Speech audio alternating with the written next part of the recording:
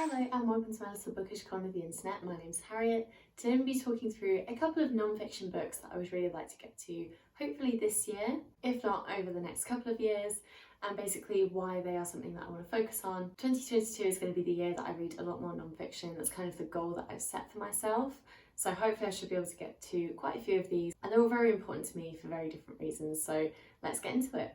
Now the first book is extremely interesting to me because it's talking about space and also talking about kind of pushing your body to the limit, but not in terms of sports or things like that, in terms of endurance in a place that has absolutely no atmosphere. So it is Endurance by Scott Kelly, and Scott Kelly is an astronaut that spent a year on the International Space Station, up obviously in space, and how his body coped with that, and also what happened when he came back to Earth, because a year is a very long time to be spent in orbit and not on Earth. So I think this will be really interesting. I actually bought it from a charity shop maybe a year and a half ago and started to read it, but only got to just past the prologue. I was literally on chapter 1, so I didn't read a lot. I was waiting for another charity shop to open, so I thought I'd read this while I was waiting.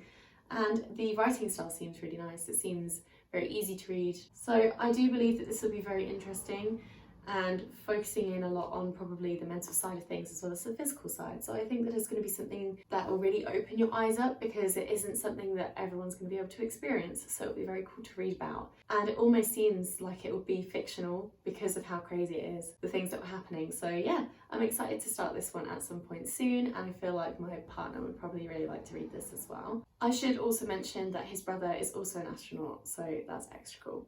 Another non-fiction that I've had for a little while now, not as long as Endurance, but that I've wanted to read ever since I got it, I just haven't had the time really, is ironically No Time Spur by Ursula Le Guin. I believe this is a collection of her blog posts, so it is non-fiction, but just talking about different things in life, different things she's experienced and thoughts and feelings that she has on the world. I find her kind of worldview to be very interesting and something that sometimes I agree with, sometimes I disagree with, but what a wonderful person and one of my favourite authors. So I feel like this will give me a good insight into why she writes the way she does, why she thinks the way she does. And I believe that this is written when she was a little bit later on in life. So yeah, I just think it will be something that will interest me quite a lot. It's quite short, and Le Guin is usually quite punny and witty, so hopefully there will be some of that shining through in this one too. And then the other four I have to show you are mainly focusing in on nature, whether that's the animal side of things or the landscape side of things. So the first one I'll show you is Other Minds, The Octopus and the Evolution of Intelligent Life, written by Peter Godfrey Smith. I saw this on the BBC show, I can't remember what it's called. I'll leave the title below. I think it's called like Under the Cover or something. It's probably not that at all, but it was a book club and they mentioned this book and said how amazing it was.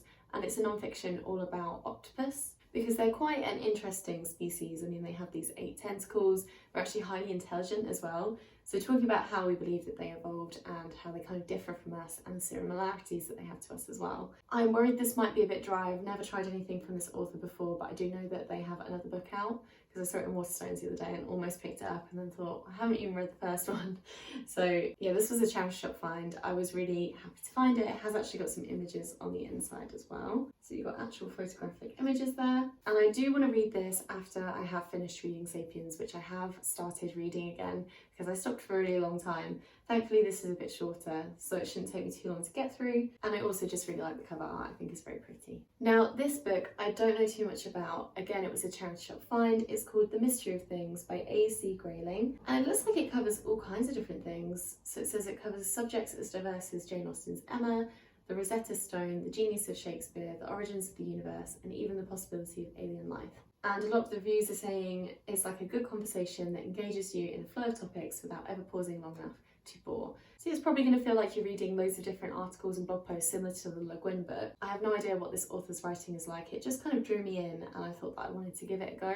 If you've read this, please let me know what it's like, because I have no idea what to expect. Now this book I have shown before on my channel, said I would read it and didn't. That is Epitaph for the Ash, In Search of Recovery and Renewal by Lisa Sampson. This is obviously talking about ash trees and why they're kind of diminishing within the UK and what is happening to the UK tree population and the diseases that are spreading, as well as the things that we as people are doing to them as well. And it says it's going to change the way you look at the ash tribe forever. I don't know too much about trees. When I go out I do try and look at them, but I can only really identify an oak tree. That's pretty much all I know. So hopefully this will teach me quite a lot about trees, and especially about the ash and how important they are to our way of living. And then the last book that I want to read is more of a slice of life, a look into someone's life, as well as touching in on nature. So it's called Hidden Nature, A Voyage of Discovery by Alice Fowler. And we're following Alice, obviously, because they wrote the book. And they buy a canal and they're going down the kind of canal network, which is something that me and Kel want to do with Narrowboat. So I thought that was very interesting. I think I found this at Book Swap. But it's not just about that. So it's about noticing the world everywhere and how that can kind of change our outlook on life, as well as our main character dealing with their sexuality and not really knowing what they want from life. So it's definitely focusing in more on that one person, but also has those elements of nature in there as well. I think it's going to be quite poetic, hopefully, and quite beautiful, and I think it will be very interesting and eye-opening. So yeah, those are just a couple of the physical non-fiction books that I would like to read soon. I'm going to be doing kind of a Kindle tour in a way of what's on my Kindle to talk about the books on there. I know I have got some non-fictions there too, but I just thought I'd talk about the physical ones today. Let me know if you've read any of these down below. Please let me know what you thought to them, whether you think they are worth a read. And if you have any more non-fictions to recommend to me, please leave them down below so I can check them out. But that is it for me today. Thank you so much for watching, and I'll see you in my next video. Bye!